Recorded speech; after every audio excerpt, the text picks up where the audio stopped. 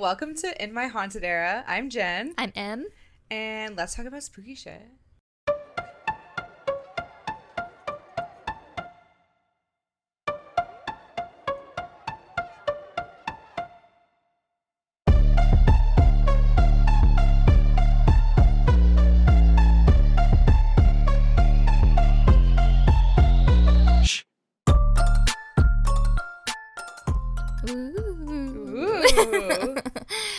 Each episode we'll talk about a ghost story, an urban legend, or a conspiracy theory that interests us. Yeah. So welcome. Jen, Jen, it's our first episode. It is our first episode, so you got to learn a little bit about us. We're super nervous. Let's Nah, we're excited. We're excited for sure. I'm excited.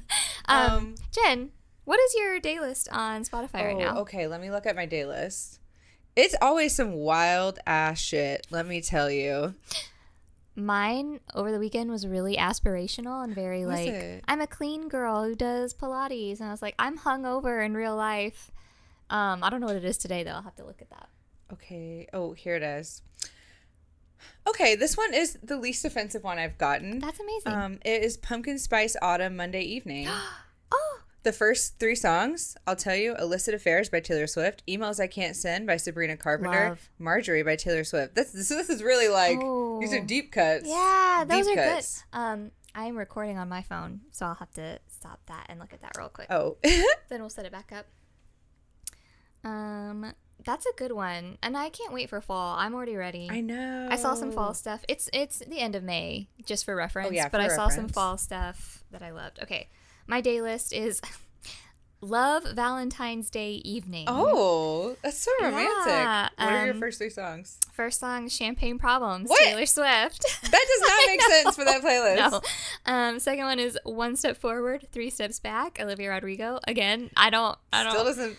Nope. And then third song is Feels Like by Gracie Abrams. Is that a positive song or like? You know, I don't know. I've never heard that song. It's that, I guess it just thinks I would like, because I don't know that song. I'm like those are not songs that I would listen to on Valentine's Day Eve. No, evening. and for reference, I'm married. Yeah, we're both happily married. Yeah. Oh yeah, maybe so- we should just tell a little bit about ourselves. Yeah, Just that's like a good idea. a summary, What, they don't already know us? Episode 1? You can't read my mind. Okay, that's a good one. We've already established I'm Emily. You can call me Em. This is Jen. Jennifer. What do you prefer? Jen. Okay. Jen. So yeah, we're both married, like you said. Uh-huh. My husband's name is Steven, and he actually went to high school. I went to high school too with Jennifer's husband, Kevin. My hubby. Yeah, Kevin was our best man at our wedding. Oh, I didn't know that. Oh yeah, he forgot the rings. Sounds During the ceremony, he forgot the rings. Honestly, that tracks. But yeah, so I've known my husband since I was 14. Aww. And yeah, we were high school sweethearts, and yeah. So. That's so sweet. What do you do for work? Oh, I work at a 9 to 5, Monday through Friday, Woo. at a talent agency. So I work with voiceover actors, film actors, TV actors, and kid actors. What do you do there? So I'm the talent division assistant. Okay. So I work with all of them, and I help submit for roles. I get their auditions in and out, and yeah, I collaborate with the clients a lot. So I'm like scheduling auditions or meetings and stuff like that. That's cool. Yeah, it's okay. Do you like it? I do, but it also makes me a little sad because that's what I wanted to do. I went to school for theater and I wanted to be an actor. Yeah. And Steven and I lived in LA for 5 years, so I was like auditioning, and that's kind of how I got the job. Is because I interned at an agency in LA, and I learned a lot about the industry, and so brought that back to Dallas when I moved back. And yeah, but it kind of makes me a little sad because I feel like that was a dream. Yeah, it was a dream I never really got to live out. Yeah. And so now I'm helping other people live their dreams, which is beautiful to say. Yeah. It's not beautiful to feel all the time. Like that, I'm sure that chapter is not like fully closed, and maybe this could lead to like more openings. I hope so. I would love, Maybe. yeah. Horror movies. Horror movies. Ghosts. But okay, Jen, what do you do? Yeah, I've been married. Well, I'm you asked me what I did, and I just said I've been married. I'm married. So this is going well. It is. I'm a nurse, unfortunately. Saving lives. And saving lives on the reg. I don't work 9 to 5. I work like 7 to 7 a.m. or p.m. Okay. And I've been a nurse 10 years. Golly. So, yeah, it's been 10 years. You've seen some shit. I've seen some shit. You could probably tell us spooky shit from just your job. Someone asked me yesterday if I've ever had any haunted experiences at work. Like, and I've always worked in units where many people die. I work in the ICU, critical care. So there's a lot of people who are really sick and eventually die. Like, that's just how life works, right? But we see it maybe more often than other units. And I have never seen a goddamn motherfucking thing. Never. And one time, a nurse I worked with had a haunted experience in my patient's room, in the room I had been in all night. And I walked out for a second, and he came in to, like, co-sign something on the computer. And he said somebody whispered his name, and he looked up, and it was not the patient, because the patient had a breathing tube in, it was on a ventilator, and was sedated, so he was, like, completely out, like, unconscious. So it wasn't the patient, and he heard his name whispered. Like, it sounded like it was coming from the patient, but the patient was not. It was not the patient. And he said he got goosebumps, like, chills all over his body, and he finished what he was doing, and he came out, and then this man was black, but he looked pale. Oh, my gosh. He was like, I'm not going back in that room. Yeah. And it was a room that we put a lot of sick people in, and a lot of people have died in. It was just like one of those. But nothing ever happened. I'm kidding you. I'm not kidding you. Not kidding. I had sat in that room the whole night, like at the computer next to that man's bed, because I was adjusting medications like pretty frequently and watching the monitor. Nothing happened until this man walked in. And I was like, why not me? I'm wondering, there could be multiple reasons why. I'm wondering, one, because that spirit or whatever was like in the mood to scare some shit, you know? And they were like, well, I can't scare her. So I'm going to wait till this other Joker comes in and I'm going to scare him. So maybe there's that, like a level of respect. Then also, maybe it's just, I don't know. I don't know. That's really, I know. I feel like I must be like really closed off. Like if there's like some kind of like internal thing, that like barrier that I have that I don't realize that I have, but that's just like closed off, because like I don't see anything. And maybe it could just be ADHD and the fact that I am just like, I'm barely getting by. I barely know where I am. I was thinking more along the lines of like, you have like a guardian angel or something blocking all that stuff from you, and you were like, nah, mental health problems, baby. It's the ADHD thing. Well, and a psychic told me one time that I have one of my past lives that she could like, she only was able to like get information about 2 of them. She said that one of my past lives was like, I was a dark witch, and apparently I inflicted a lot of harm on other people. And so she said maybe that's why you can't like access any of that now. Like you haven't had any like paranormal experiences, because that part of you is just like closed off. Wow. And she's like, but then she offered to do a ritual to open that up. And I was like, hell yeah. And then she's like, okay, that's like $200. And I was like, I don't think I'm that dumb. I don't want to pay to like let this evil shit back in my life. I wouldn't go to a psychic. Well, I don't know if she's a psychic, but I had my tarot cards read. Yeah. And for years, and my husband can attest to this, I've been saying I've had 3 past lives. I've lived 3 lives. Went to this tarot reader, just random ass like festival in California with a friend, and she told me, she's like, you've lived 3 lives. And I was like, you shut the fuck up right now. I've told that for years. What made you think that?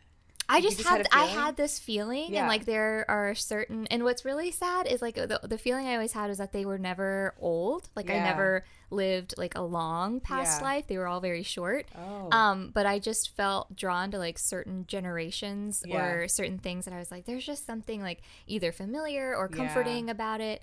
And so I was like, I think I've lived 3 lives, and then like that all but confirmed it. So we should go see a psychic together. I know we should. We definitely should, because I want to learn more about it. Yeah. And that's interesting that you say that, because she said that one of my past lives, like she says she feels an old soul in me, and that's because like one of my past lives, like more recent one, I think, I like lived a long time, like lived like well into old age, and I just have that old soul still in me, and I've always felt that way. Like I've always been more of like, I want to cross stitch and crochet and be in bed at 9, and like when I was in my 20s, I didn't go out a ton, like I didn't do a lot, like I just was like kind of a homebody and enjoyed that, and I like to watch my stories on the TV, and I have my old lady routines, but then I'm also very drawn to like witchcraft and like that kind of like spirituality stuff, and so I'm like I don't know why I'm so pulled in that direction, but I've always thought that like there was some kind of component. So when she said that, I was like,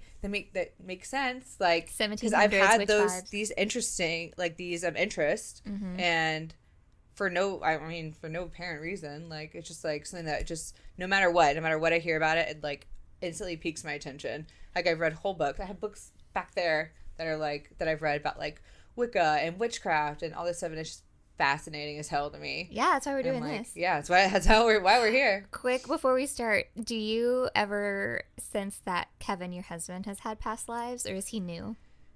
I have no idea. I have no sense. Okay. I have no sense. I don't think he's new though, and I think both of us. I think I've had more than 2 past lives. Like, I just said, I don't have a sense, but if I really try, I feel like I can tell I've had more than 2. And the psychic told me that me and Kevin are twin flames. And so I feel like that means it goes like way back. Yeah. Because like we're like 2 parts of one soul that split. Yeah. So at some point that like split. So I mean, like, I think with soulmates, they like travel with you in each life. Like, they're like around in some kind of degree. But like with twin flames, I don't know if it's different, or I don't know if somebody could correct us. Like, someone could educate. Feel free to educate us. Yeah. Pop that email in.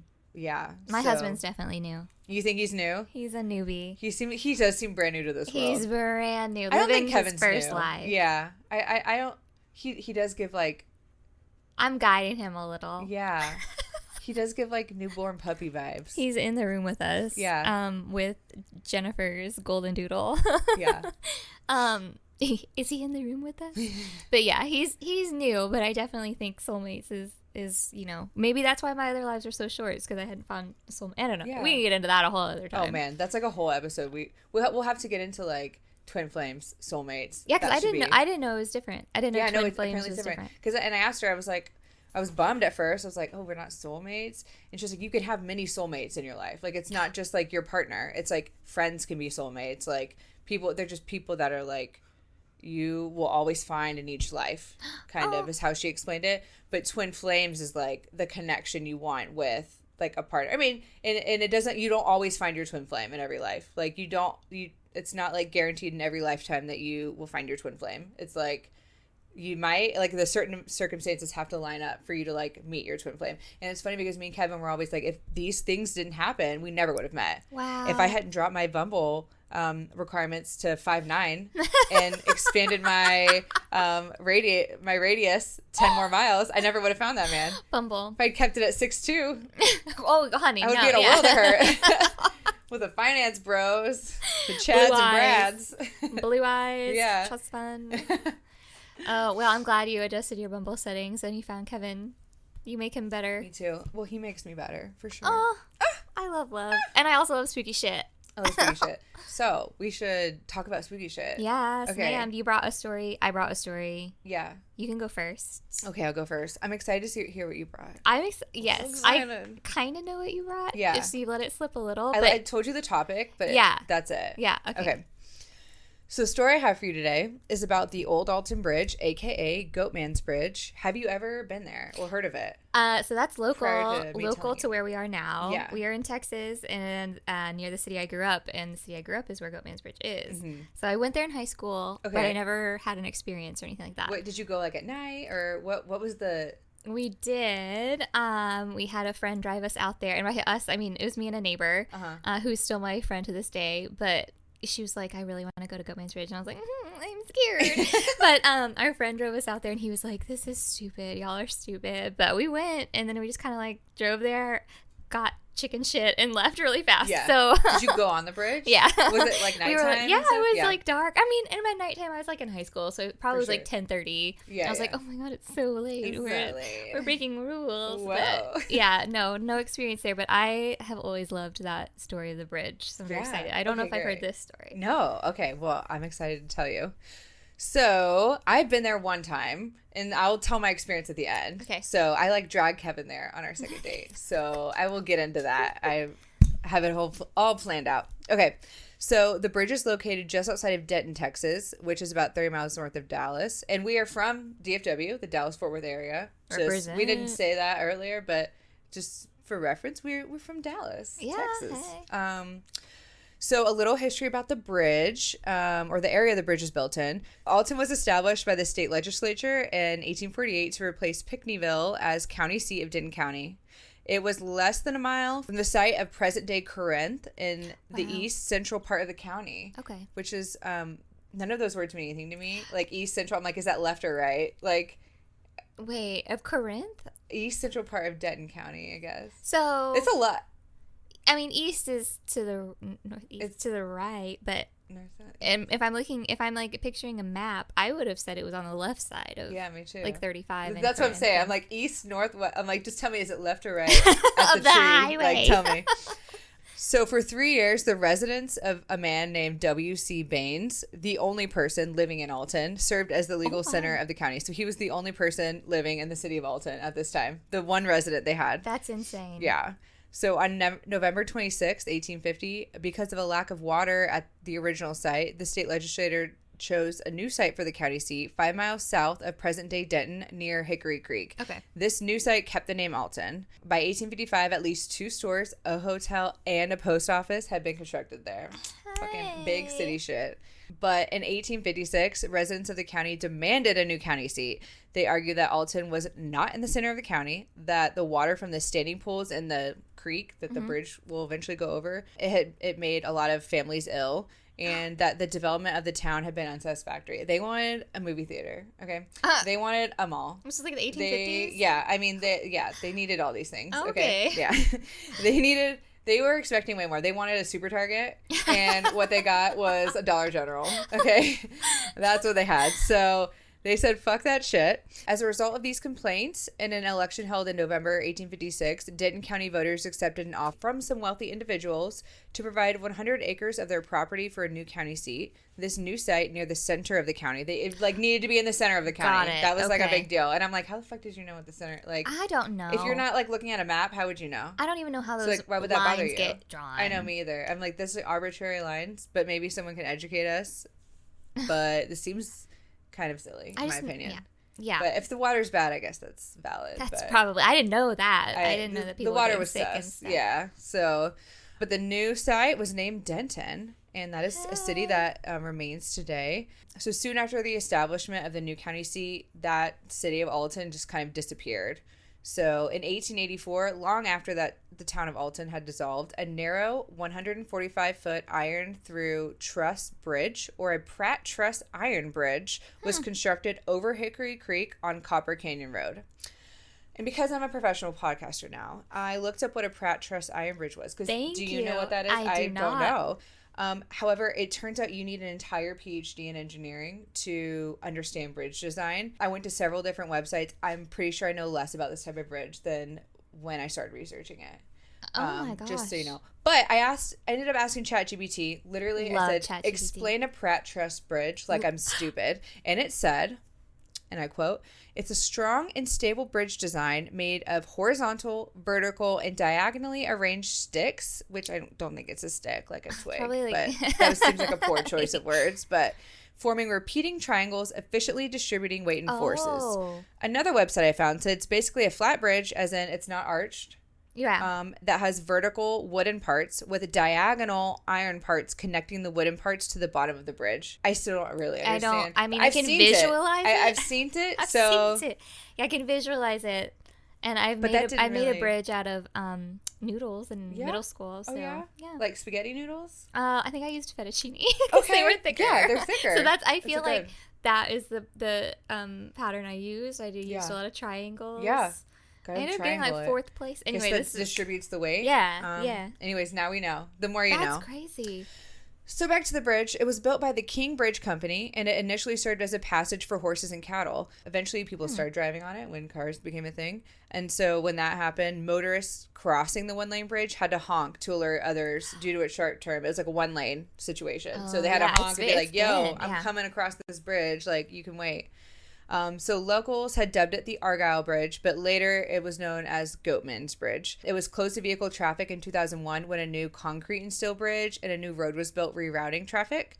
Wait, cars were still going on this in 2001? Yeah, up until 2001. I had no that's when idea. They closed it. Yeah, that's when they built the road like around it and like a new bridge. Because there's like that road, like, you know, there's like an overpass over that creek part. Yeah.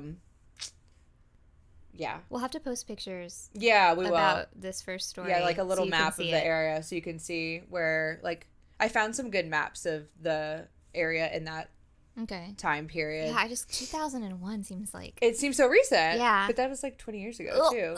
Which just makes me want to die. So the bridge was added to the National Register of Historic Places in 1988 and became a Texas Historic Landmark in 2010. There are several variations of the story that gave the bridge the name Goatman's Bridge, but this is the most common one. In the 1930s, about 50 years after the bridge was built, an African-American named Oscar Washburn reportedly lived with his wife and 2 children in a house near the bridge. He was a very successful goat farmer who became known locally as the Goatman. Reportedly, at one point, he put a sign on the old Alton Bridge advertising his business that read, "This way to the Goatmans." That's what it said. "This way to the Goatmans." Local KKK members, however, were apparently very threatened by his success. My gosh. They decided to take matters into their own hands. So in August of 1938, Klansmen reportedly forcefully took Washburn from his home and hung him with a noose over the side of the bridge. However, when they looked down to view his body from the bridge, it had disappeared from the noose. Like, the noose was empty. They never heard, like, a splash in the water. There was no indication that he had escaped. But, alas, he was not there.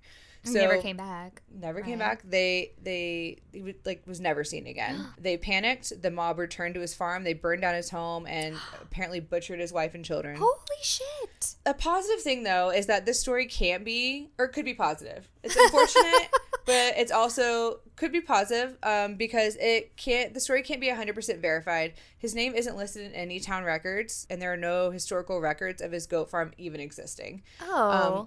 This is most likely due to racial discrimination at the time, because even if he owned property, he probably wouldn't have been recognized as a landowner on census reports.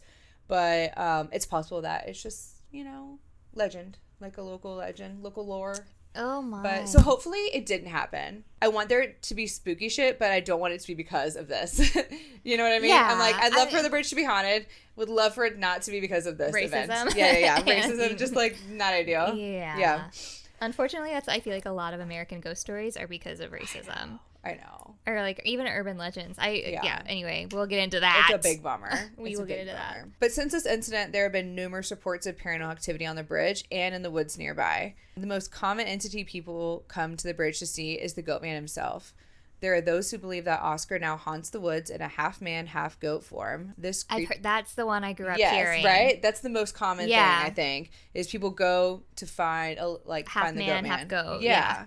This creature has been seen by locals on several occasions, and there are 2 main ways to summon him. When the bridge was open to vehicular traffic, it was known that if you drove to the center of the bridge in the middle of the night, turned off your car and lights, and honked 3 times, the Goatman or his glowing eyes will appear. That is what we did in high school. So you drove onto the bridge? We drove onto it, or as close as we could, I think. Yeah. And then I think we got 1 or 2 honks in and got scared and lost left. Your shit, left. So that's what I remember, having the lights on, turning them off, and then being like, and then, I mean, we were probably like 16, 17 years old, and we were like, no.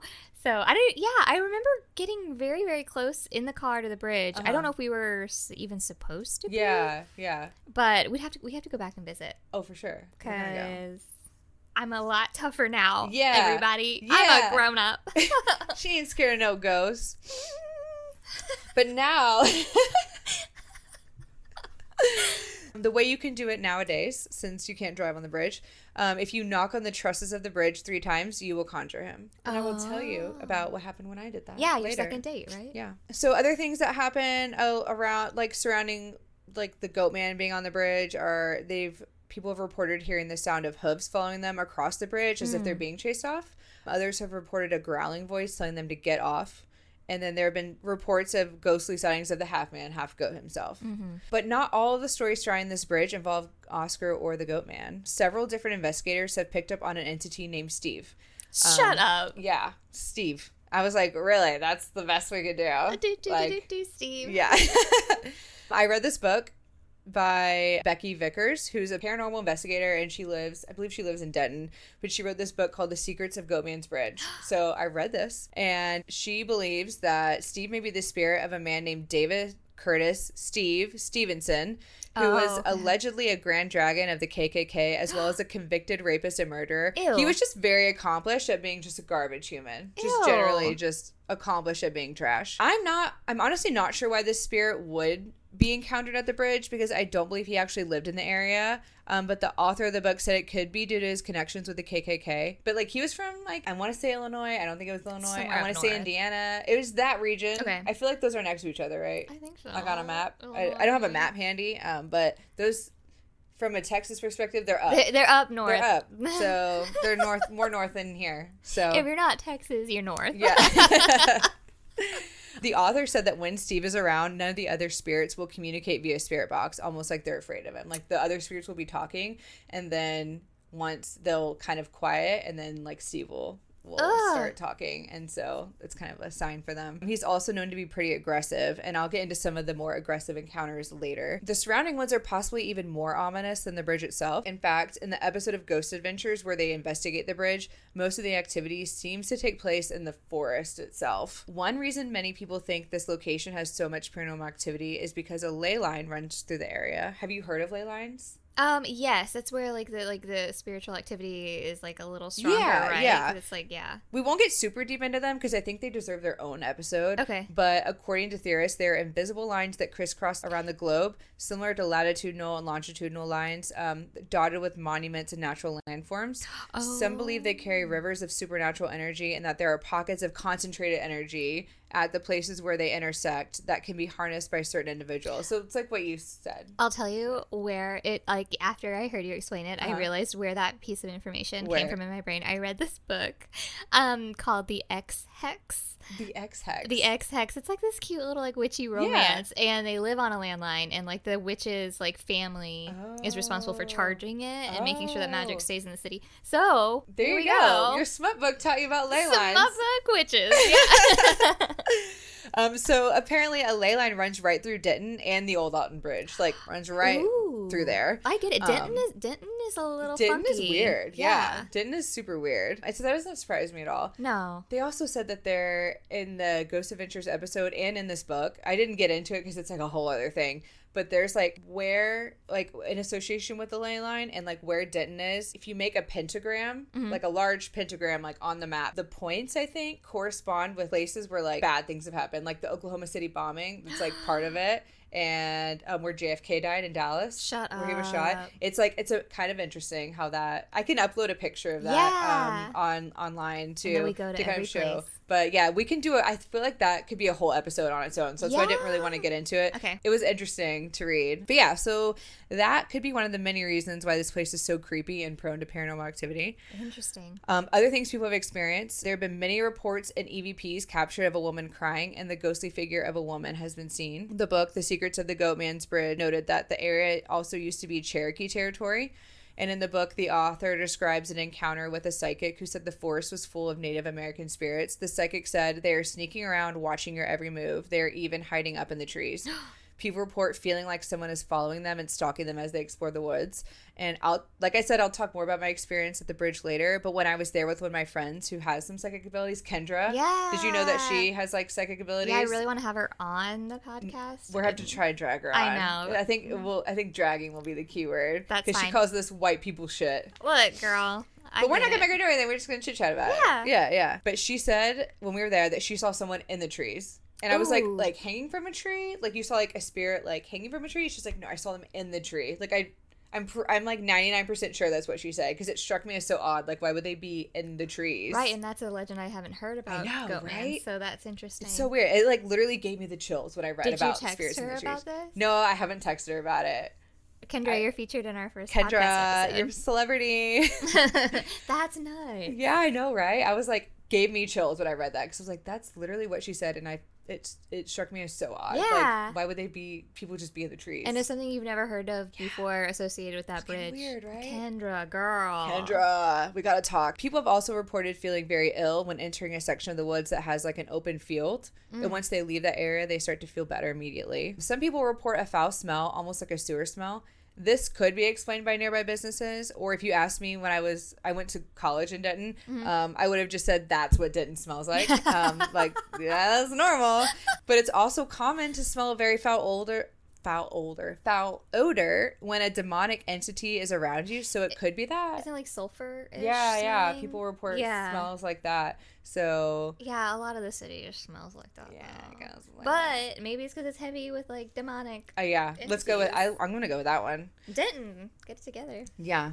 Some report seeing glowing eyes in the trees on the east side of the bridge, and like I said before, I don't know what the fucking east side means, but I don't know if that's like the side by the parking lot. I don't know if that's the side like I don't know. Yeah, I don't either. People hear footsteps around them when they're walking around. People have seen bouncing white lights that are said to be the lanterns of the KKK as they pass through the woods, supposedly searching for Oscar. Becky Vickers, the lady that wrote that book, reports that these lights are seen almost nightly. I will say that I didn't see them when I was there. Yeah. And also, there's like the way when you're on the bridge, you can see through the trees the road going by. Mm-hmm. So not to like discredit, but just to throw an ounce of, absolutely realistic perspective into it. I know there's a difference between lights bobbing in the trees, like from like somebody like holding a lantern and cars going by, but I'm like, that could be right. If you wanted to put a little doubt in yeah, it could be I'm the just road. like, I'm like way more inclined to believe that it's the fucking KKK looking for Oscar. But for the skeptics out there, there's that. Just from what I remember being on the bridge. Yeah, like you could see the road, the lights going by. And if these are older legends, think you're seeing some white bobbing light and cars aren't like. She's like she lives now, so yeah, never mind. Don't. Like, she's been I was trying to. No, I totally get it. Yeah, I was like, well, if it was like the 1920s, when cars were new and like they barely drove by. Yeah, exactly. But no, okay, I guess that's not valid. It doesn't count. It's okay. It's a good turn. That's what my mind was. I was like, like sea creatures, how they just like people think now that it's like, oh, these seamen just didn't have glasses and their eyes were really bad. That's what I was kind of. Yeah, like they were scared of cars. Then. Yeah, exactly. But okay. Just, whoa, what is that car thing? Okay, so voices are one of the most common things experienced by people at the bridge, and people have heard chanting, screaming, moaning, and whispering. And this brings us to the satanic panic portion of the episode. There have been many reports of witchcraft and satanic rituals being performed on the bridge and in the surrounding woods. There have reportedly been a ton of evidence of satanic worship found in the woods near the bridge. People have seen burning candles, pentagrams, and remains of animals found along the trails. An article I read said that allegedly local pet stores stopped selling cats at one point due to the amount of sacrificed cats they were finding in the woods. I believe that. But my only thing is, I bought a cat, Oliver. May he rest in peace. R.I.P. Oliver just died like oh my gosh. This week apparently. But I bought him from a pet store in Denton in 2011. So I don't know how true this is or when that happened. Could have been like decades ago. Yeah, prior. Wasn't like the satanic panic like in like 80s, 70s, 90s? 80s? Yeah. So it could have been back then, and then they kind of got over that. But I definitely bought a cat from the store in Denton. So just injecting another, like, to appease the skeptics out there. May he rest in peace. Yeah. Poor Oliver. A moment of silence. I know. Oh, makes me sad. Anyways. But yeah, so take that with a grain of salt. Okay. Believe everything else, though. I do. Yeah. Some of these paranormal experiences are attributed to the entity Steve. So, like we talked about Steve before. Steve. What is it from? TikTok. You said it before? It's like, it's me and you and me and your friend Steve. I don't know how I haven't seen that. I'm just... I'll send you a TikTok. Send me the TikTok. The attacks attributed to him describe him as violent, and he has gotten physical with people who encounter him. And he typically targets women. Becky Vickers said that many women on the tours had experienced scratches, violent grabbing, hearing a man's voice in their ears, and even possession. Like, they showed photos that they took on the Ghost Adventures episode of... In her book, she showed photos of... and it's like 3 scratches. Like... Oh, my. Yeah, like mocking the Trinity. And so they, like, felt like a burning on their back or something. Yeah. And then... Or, like, their arm, I think. One lady was an arm. And it was, like... Both of them had 3 scratches, and just like the way it like curved at the end, it was kind of like a claw would make that. You know what I mean? Yeah. It was kind of weird. Ooh, spooky. So there are multiple instances of women specifically claiming they feel strong feelings of aggression and without warning become extremely upset and angry. The photographer from Ghost Adventures, she was the only female on their crew. Like, they keep like a small crew. So she was the only female. She started experiencing feelings of violent aggression and thoughts of killing her fellow investigators. Oh my. They had her like go take a rest at the hotel, and then she decided she wanted to confront the entity. Yeah. So she comes back, she goes into the woods, and she ends up being hit in the face by an unseen force. They like see, there's video of her. You could tell she'd got like hit in the face, and she just kind of falls to the ground. It hits her so hard she literally falls to her knees, and it leaves a red mark like on her right upper cheek. Like they have it on the video, they see it. She also hears a growl and sees a glowing light in the woods, both of which they caught on camera. Shut up. Yeah. Apparently she ended up quitting the show after that experience. Zach Bagans said she developed an attachment but didn't specify if they suspected her to have acquired that attachment like at the bridge. But it was like after that she like things just got worse and worse, and so she like quit the show. Is there an update on her? What's she doing now? I didn't. You know what? Let us know you're okay. Professional podcasters would have done that, but I did not. Oh my gosh! Or we'll have to look that up later. Yeah, I'm curious. Many physical attacks have been reported around the bridge. People have experienced scratching, being grabbed, pushed, and even levitation. Another article I read, one person said that after he and his friend heard a voice, he ran off the bridge while his friend stayed. He then allegedly watched his friend get dragged towards the railing of the bridge and flipped into the water below. Yeah. Oh my god. Now that creek is not very deep. It's not that deep. That would hurt. That would hurt. Yeah, because, I mean, it's high enough that you'd probably hit the bottom. Yeah. Yeah.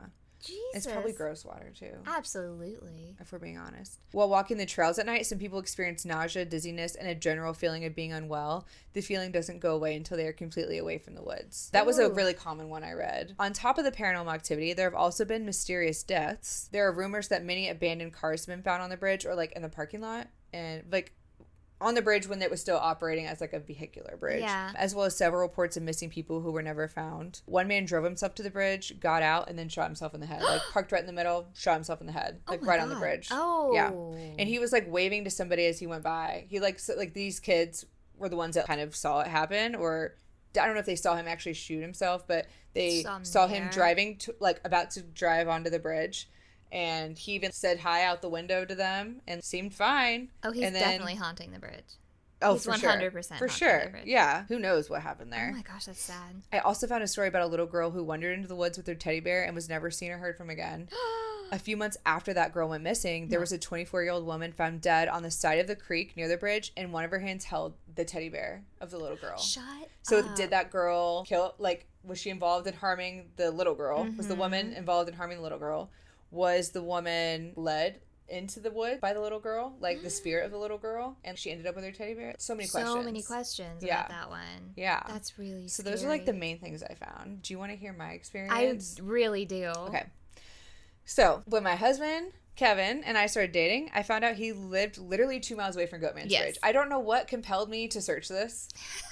But it did. Like, you gotta know where your man lives. Yeah, right? Like, you gotta figure that out. I guess, like, he told me where he lived, and I was like, I feel like there's a haunted bridge nearby. Let me go through my Rolodex of haunted bridges in the area.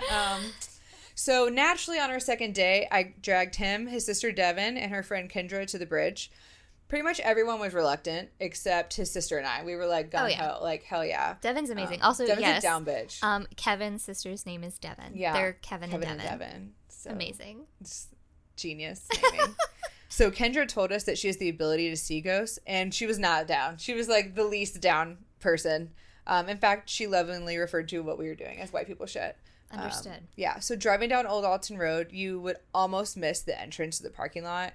I feel like I remember it being small, like maybe only holding 10 cars at most. It's like gravel, and it was dark as fuck. Like the only light was coming from if I'm remembering correctly, which we all know the human memory is bullshit, and mine is even worse. After working night shift for 9 years and having severe ADHD, so and take that for what you will. But I'm pretty sure that the only light was coming from like the parking lot lights of a business on the other side of the trees. No, that's what I remember. Granted, this was a long time ago when I was in high school. This doesn't seem to have changed. But I mean, if it weren't for like the headlights of the car, we would not have been able to see anything. Like I just remember it coming through the trees, but no light in the parking lot itself. No, and like the moon, but I don't know. Just the moon. Lit by the moon. Oh yeah, so there was another car. I think there was like one or two other cars parked in the lot the entire time we were there, and like one of the cars, there were people just sitting in the front seats of the car. 2 people. They sat there the whole time. Oh. So I don't know if they were like, getting busy and then just stopped and act like they were just be cool, like act natural, like we're not doing anything here. And then when we left, they like, you know, resumed. Or if they were just, it was just like, it gave me really uneasy vibes. Yeah. Like it gave me vibes that were more of, these don't seem like teenagers, because they didn't look like teenagers, they looked like adults. Trust like, your gut. Yeah. So we got out. Me and Kevin are holding hands, and we're basically skipping towards the bridge. Devin and Kendra are clutching each other's arms, following about like 5 feet behind us. As we walk toward the bridge, Devin points out an area in the trees that I guess her friend had told her about that was apparently like a portal. And I feel like I read that in the book, that there was like a tree that's supposed to be like a portal for something. I don't really know what a portal to what. Hell. I'm thinking Outlander. Oh, you went way different. See, I went dark. I was thinking, you went to the 1700s. It's a portal to the 1700s. Am I gonna find like a Scotsman who like wears a kilt and has a sexy accent? You could not have held me back from jumping through that. I would put my hands on that hands on that tree, so quick. I know. Like, take me back. Yeah. Yeah. Oh, okay. Yeah, So she with a portal. I hadn't heard of that. Yeah, we'll have to have her on too to talk about it, because I don't remember everything she said, but it was interesting. She had been there like several times with a couple other friends. I immediately wanted to go check out this portal. Everyone said no though. So we get to the bridge. We're ready to walk across when Kendra and Devin announce they will not be joining us. They literally stay like 10 feet from the bridge and like just stand there like holding each other's arms. So Kevin and I literally waltz across the bridge. We walk to their side. We look around. In my mind, I feel like there were other people there, but I don't think there were. I don't know why I think that. I don't know if it's because of what I learned later. But we walk over to the other side of the bridge. We stand there for a few minutes. We probably kiss a little bit. We're like, it's our second date, you know? Oh, yeah. And Kevin's handsy. Kevin's handsy. And then we start walking back over the bridge to where they're standing. We stop at one of the trusses and knock 3 times, as legend says, to summon the Goatman. I'm impressed that Kevin did that. Oh, no, he didn't do it. I did it. Okay. He was like, he told me not to. Okay. And I was like, nah, I'm going to do it. And I was like, yo, Goatman, where you at? Hey, I'm on my second date. Yeah, I said like, hey, demons, it's your boy. It's your girl, Jennifer. Where you at? Nothing happened. There could not have been less that happened. So we walk back to where Devin and Kendra are standing, and they look like they're ready to go. So we start leaving.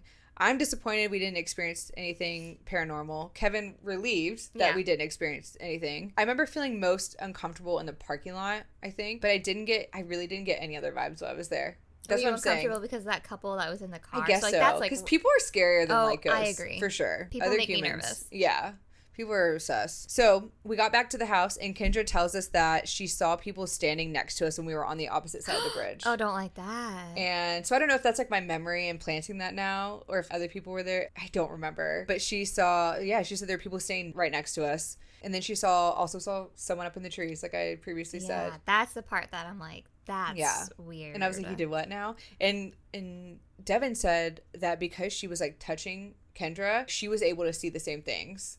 Kendra's like power like went to her. Yeah. Oh my God. Did Kendra tell you about how she saw the little girl that haunted Kevin's old house? No. She saw the little girl standing. She walked in the house one day, and she was standing, you know where the office was? Yeah. That wasn't used as an office? She was standing right there in the doorway.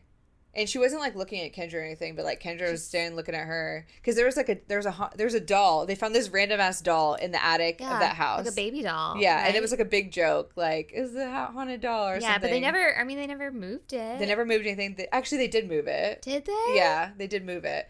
And then Kendra saw that little girl in the house, so Kendra can see some shit for sure. Ooh, isn't that weird? Yeah. But yeah, that's just a little side note. But yeah, I definitely want to go back in the middle of the night with some equipment, a Ouija board, a spirit box. Yeah. Let's like go fuck shit up and just see what's going on. Devin also said that she went one time. I don't know if she's just blowing smoke at my ass, but she said she went maybe in high school, and they had walked out into this field, and there was like a human-sized Ouija board, like a what? Like a Ouija board you walk on, made into the field, and someone had taken them to it. But I'm like, was this a fever dream that she had?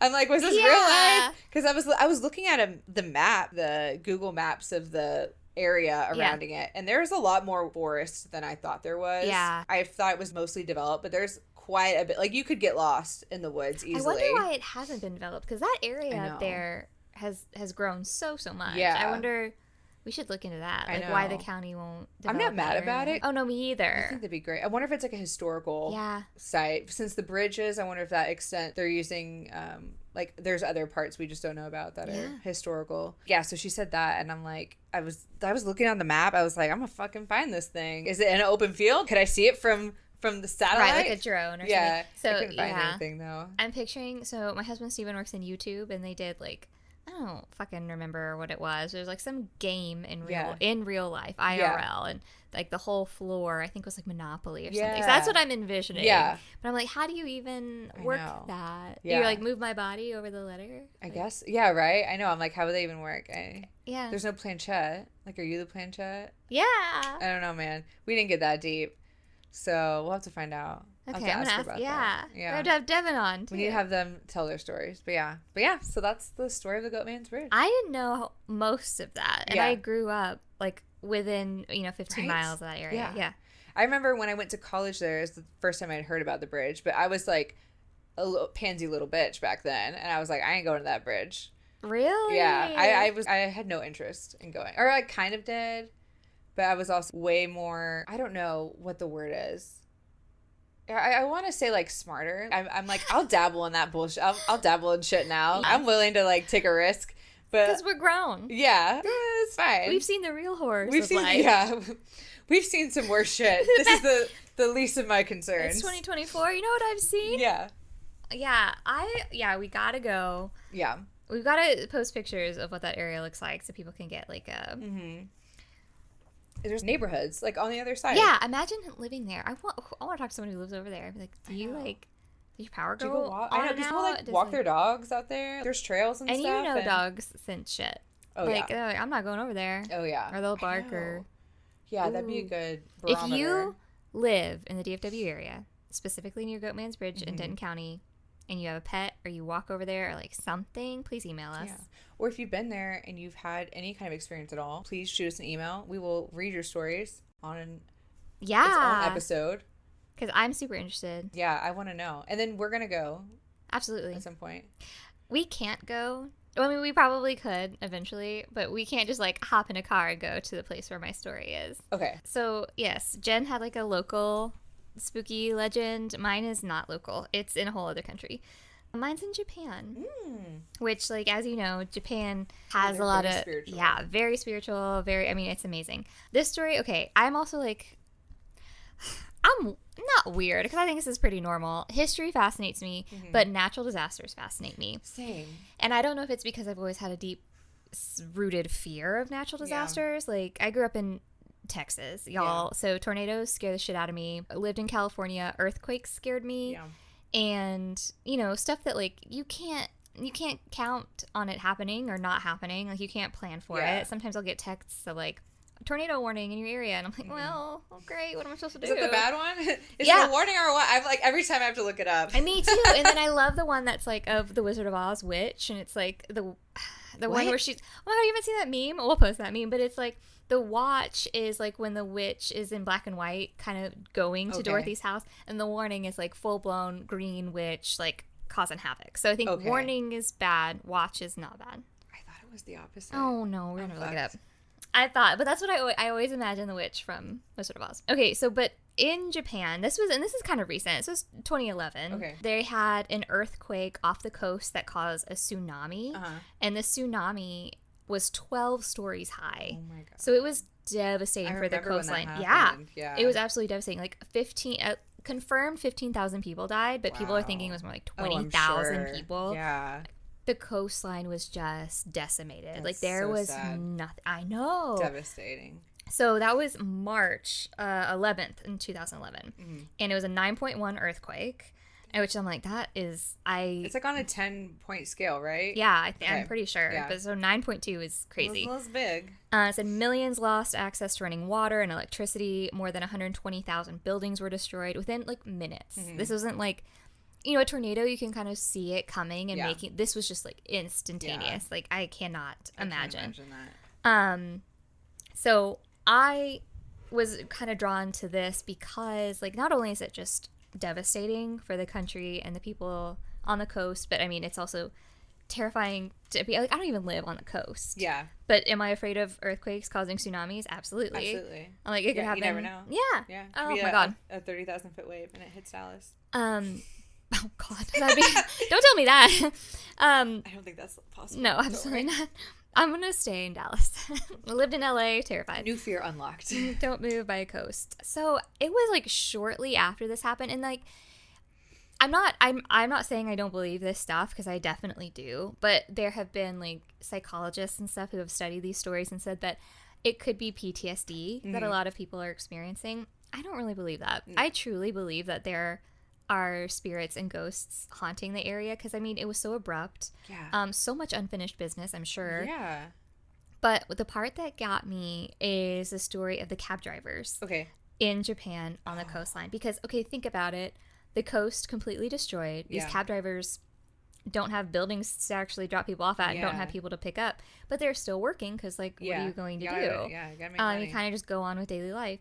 Well, then these reports started coming of these, they call them cabbies, these cabbies saying, I had this passenger in my car and they're no longer here.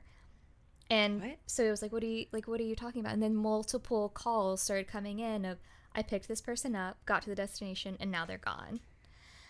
And so they got all these cabbies together and they're like, what is going on? And they were telling these stories, and there was two that really stuck with me. But one was, this cab driver was driving through part of this destroyed area. I mean, I don't know if it was just to see the devastation or like, you know, it was part of their route and they were just going. Yeah. But they saw this woman who, and this was some months after, this was summertime. So it happened in March and this was like June or July. But she was in a winter coat and she was drenched from head to toe. And the guy said he saw her and thought it was weird that she had the coat on. But being drenched didn't cross his mind until, like, later on when he was like, well, it hasn't rained for days. Yeah. So why is she dripping wet?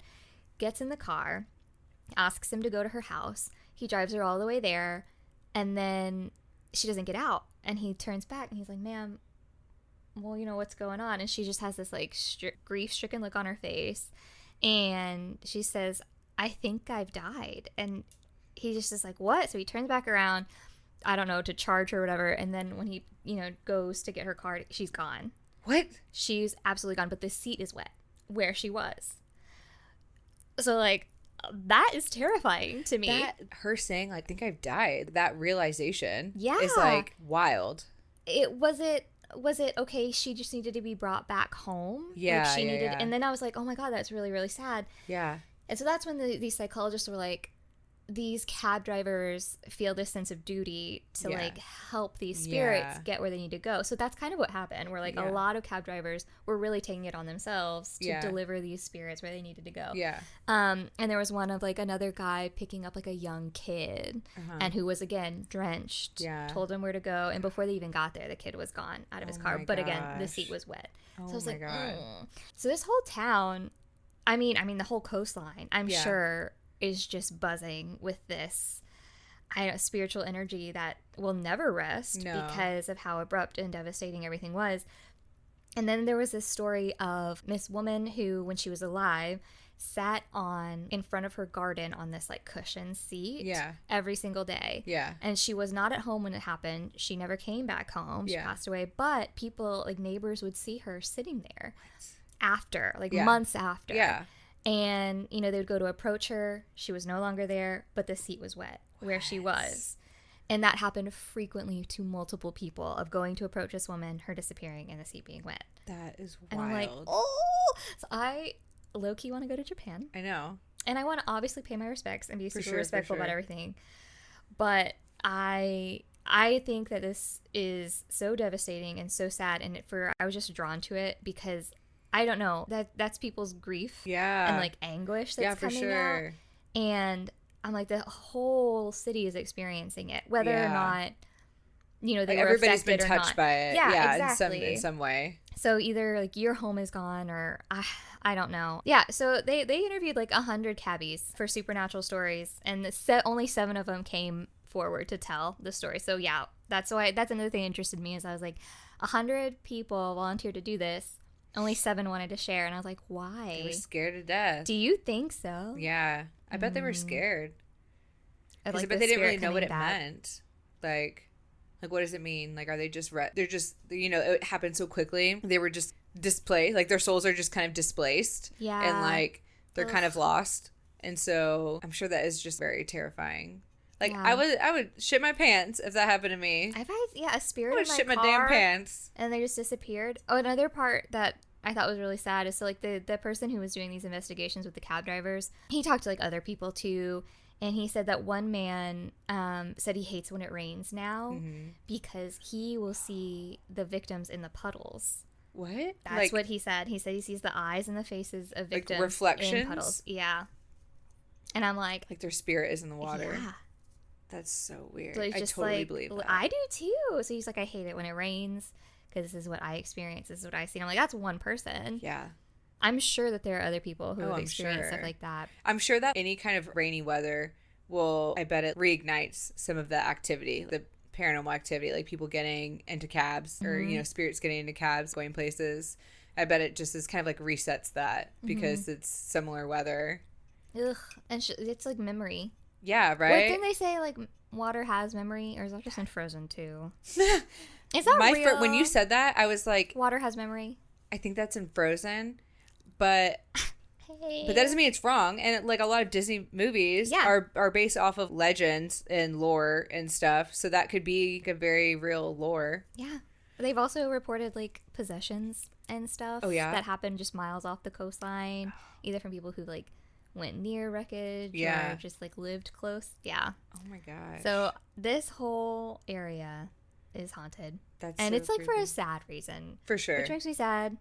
But it also makes me more interested in it because I'm like, to experience that level of grief, I cannot fathom. I know. I mean, thankfully, I cannot fathom. I am thankful I have not had to fathom that in my life. No, but the city also apparently, like, again, we talked about it. They have like a really good cultural relationship with ghosts. So I don't think they see it as scary. No. And that's why like a lot of the cab drivers, like, it's my duty to like take these people where they need to go. Yeah, absolutely. So sad. So not local, but still. I think that's great. They even have, so when I say like they're like super respectful of like the cultural spirits and everything. Yeah. They set up almost like, I have a picture of it, this makeshift phone booth. They call it the phone of the wind. I've heard of that. Where you go and you basically, if you're in mourning or you need to express your grief, people go in and they can like communicate with the spirits that way. And we'll post a picture about that. Yeah. I think I've heard of that, but I've never seen a photo of it. Yeah, and I was like, it's like white with this green little top roof. There's a bench outside, so it's probably really therapeutic. Yeah, I bet it is. It's so different because I feel like if that happened in America, we would handle it a lot differently. I mean, if you acknowledge that you believe in ghosts or paranormal activity, you're crazy. Yeah. Like, people don't have that spiritual connection at all. I mean, Christianity is so prevalent in that religion. There's heaven and hell and evil and like demons and whatever. But I don't feel like there's a lot of room for spirituality within that in terms of spirits and whatnot. Oh, yeah. My mom will not fuck with like ghosts or demons. She grew up Catholic. Yeah. Catholics they will not fuck with that. I mean, shit. She'll go watch a scary movie. Yeah. She likes that, but she's like, won't. Yeah. Yeah. People just like don't believe. They're like, nah, that's not a thing. Like Kevin thinks it's stupid for sure. Steven's just scared of it. Yeah. I'm sure the root of it is just fear of the unknown and what is there. If it's real, like, I probably don't want to fuck with it. Right. But then there's people like us who are like, if it's real, I want to fuck with it. I do, because I want to know. But I also, I think I come at it, and with a sense of like, respect. Yeah. And I don't ever. No, I'm not like Zach Bagans antagonizing the spirits, like yelling at them. No. I think he's changed his practice since the beginning of his career. I think there's a lot less antagonizing and much more respect. But yeah, it definitely come from a place of respectful interest. Yeah. Versus, if they're open to communicate with me, then I'd love to be able to communicate back. Yeah, right? Communicate or like help in some way. Yeah. I don't know. I have my whole like reason for being, I think, is just to help people. Yeah. And like whether they're alive or not, I just feel like that weird sense of duty. I think that's probably why I was so drawn to that story too. So I'm like, you could have been terrified. You could have shit your pants driving that cab. And like quit and never done it again. But like these people kept going out there and kept doing it. Took it upon themselves to continue doing that. And I was like, how wonderful. Maybe that's why nothing fucked with you at Goatman's Bridge. It's because if if that legend of like, you know, the KKK coming and murdering this poor black man, you know, is real and you didn't mean any harm by going, maybe that's why he didn't fuck with you. Yeah, maybe. Yeah. But yeah, maybe. Who knows? I definitely want to see some shit someday. Yeah. Were you spooked? Like anytime. Listener? Yeah. Were you spooked? It's scary. It was scary shit, man. But no, share your stories because I want to hear some real life stories. Yeah. If you have stories of your own paranormal encounters or your family's paranormal encounters or your best friends or your second cousin, twice removed, your teacher, whatever the fuck, your dog walker. Yeah. I definitely have some. Yeah. Oh, you do? Oh my god! Oh my god! Okay, well, I'll type them out. Girly. You want to hear my sister can, like, she was part of them for most of them. I think. Here's the thing. I think my sister, she's 12 years older than me. I think she has some weird spiritual connection that if I was just, because in all my stories, she was there. Involved. Yeah. And like you were talking about, so she's the link. Yeah. And like you were talking about scratches on people earlier. Yeah. Growing up, my sister, like, just being in her room by herself, would wake up with bruises, wake up with scratches. Even if she was just in there reading for a couple hours and come out, she'd have like scratches all over her body. What? Yeah. And we always thought like, oh my god, it's just, her name's Jennifer, by the way. Oh, I didn't know that. That's crazy. Because I just say my sister, but yeah. And like that she also, you know, she has like this disease that she could have definitely died from at a really young age. What does she have? It's called renal tubular acidosis. Okay, it's like a kidney thing. Yeah. It stunted her growth. They didn't find it really late until she was like 12 or 13. Wow. And yeah, so I don't know if that has something to do with it. Like she was close to. Yeah, I don't know, because I've seen so many. I've had a lot of experience with patients who I've never seen anything, but I think the most recent one was we were in this lady's room and they had called us to come help, and so we're in this lady's room who's like very sick, and she is like, I don't know if she's DNR, like do not resuscitate. Or if she's like about to be made what we call comfort care, which is we stop doing everything that will preserve your life, and we'll start giving you medications to like make you comfortable, and then like you'll kind of just pass away through that when it's time. It is good. It is the best way to do it, instead of to like code and die while you're getting compressions and shocked and all that shit. I think that's a very was not the way I want to go out. Yeah, I'd like to go out comfy, cozy with my Dilaudid drip and on my Ativan or whatever they want to give me. Feeling good. Yeah, feeling good.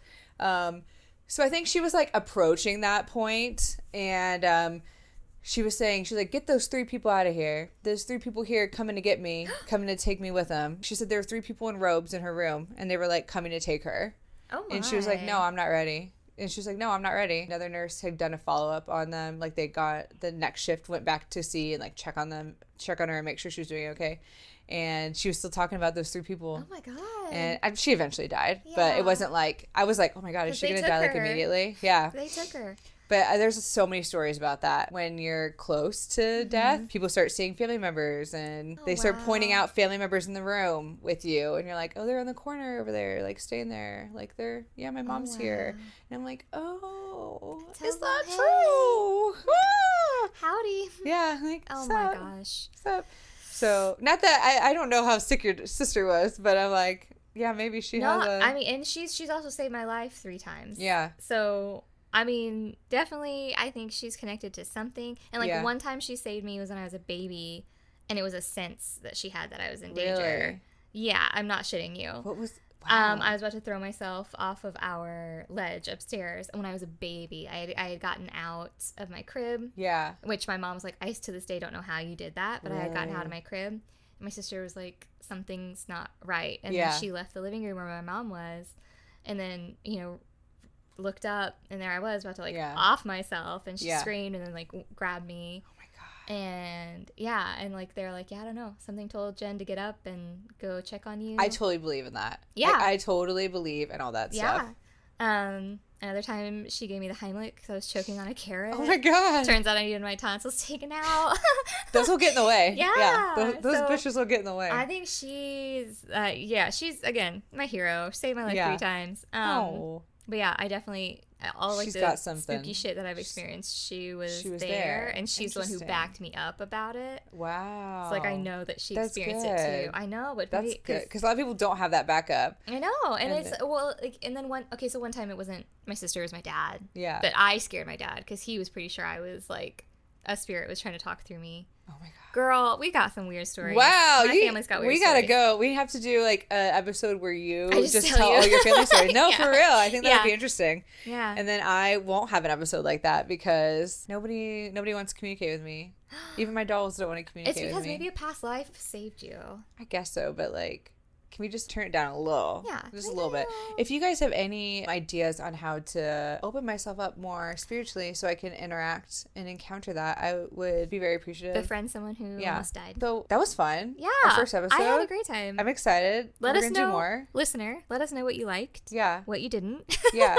We need feedback. Yeah. We'll adjust the level of banter as we go. Unless you like it. Open to feedback, but also at some point the banter is going to be what it is. And if you don't like it, I'm sorry. We're in the construction phase Absolutely. of things. Yeah. Follow us on TikTok, Instagram, Twitter, or X, formerly known as Twitter. Formerly known as Twitter, RIP. Yeah, Twitter. and those are all In My Haunted Era. All lowercase. In My Haunted Era. And then you can email us at inmyhauntederapod@gmail.com. Yep. Send us your thoughts, feelings, opinions, ghost stories. Yeah. We will read them on the podcast. We're planning on doing episodes where we read your own stories and share them with you guys. Please rate and review us on whatever platform you're on. Rate and review us. That would be great. And subscribe. That's really important. Follow us, rate and review.